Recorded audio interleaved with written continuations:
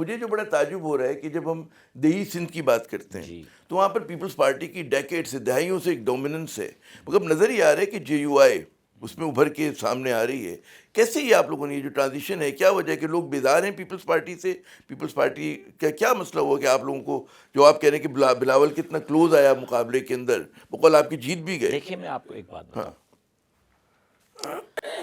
آج بھی سندھ کا عوام، اندرون سندھ کا، کراچی میں بھی 70% مزدور ہے، ہینڈ ٹو ماؤتھ آدمی ہے، درست کہا. ڈیلی کماتا ہے، ڈیلی کھاتا ہے. زمیندار میں ہر کوئی زمیندار نہیں، زمیندار کا وہ ہاری ہے، مزارع ہے، کسان ہے. بھٹو صاحب نے جو نعرہ دیا تھا روٹی کپڑا اور مکان کا، عوام کا، آج پیپلز پارٹی پہ آپ نظر کریں، کراچی سے لے کر کشمور تک کون سا وہ بندہ ہے جو بھٹو صاحب کے زمانے میں، بے نظیر صاحبہ کے زمانے میں عوام کا نمائندہ تھا، اور آج بھی آپ سندھ کا بڑے سے بڑا جاگیردار اٹھائیں وہ آپ کو پیپلز پارٹی میں نظر آئے گا، سرمایہ دار اٹھائیں وہ پیپلز پارٹی میں نظر آئے گا. چانڈیو قبیلہ سب سے بڑا قبیلہ، اس کا سردار پیپلز پارٹی میں. مکسی قبیلہ سندھ کا بڑا قبیلہ، اس کا سردار پیپلز پارٹی میں. مہر قبیلہ سب سے بڑا قبیلہ، اس کا سردار پیپلز پارٹی میں. پھر آپ اس طرح آپ دیکھتے جائیں. 90% پیپلز پارٹی اس وقت 3 بیساکھیوں پر ہے. ایک نوابوں، وڈیروں، سرداروں، سرمایہ داروں، جاگیرداروں کی بیساکھی، دوسرا اسٹیبلشمنٹ کی بیساکھی، اور تیسرا کرپشن کے پیسے کی بیساکھی. عوام نہیں ہے. میں دعویٰ کر رہا ہوں کہ چیئرمین پاکستان پیپلز پارٹی بلاول بھٹو زرداری کو ایک مولوی نے لاڑکانہ سے 2018 کا الیکشن ہروایا، ریگنگ کر کے، 2 دن نتائج روک کے، میرے نتائج تبدیل کر کے بلاول صاحب کو جتوایا گیا. اگر ریگنگ نہ کی جاتی تو جو کے پی کے میں بلاول صاحب ہار گئے، جس طرح بلاول صاحب کراچی لیاری میں ہارے تھے، اسی طرح بلاول صاحب لاڑکانہ میں ہارے تھے. لیکن پھر ان کے لیے مشکل ہو رہی تھی کہ پارٹی کا چیئرمین 3 سیٹوں سے ہار گیا، پھر ایک غریب کارکن کو ہروایا گیا.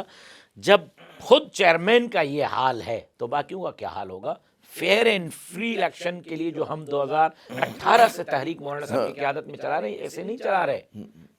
ہم ڈچ ہوئے ہیں، ہم عوام ڈچ ہوا ہے. ہمیں جو اطلاعات ملی ہے کہ جس طرح پیپلز پارٹی کی ٹیکٹکس ہیں کہ بھائی سرداروں کو لے لو، جاگیرداروں کو لے لو، تو ماشاءاللہ آپ لوگ بھی ان کے نقش قدم پہ چل رہے ہیں کہ بھائی سردار آ جائے ہماری پارٹی میں، الیکٹیبل آ جائے ہماری پارٹی میں. ہمارے اوپر بلیم یہ ہے کہ یہ ایک انتہا پسندوں کی جماعت ہے. نہیں، وہ تو آپ کی گفتگو سے پتہ چلا کہ نہیں ہے.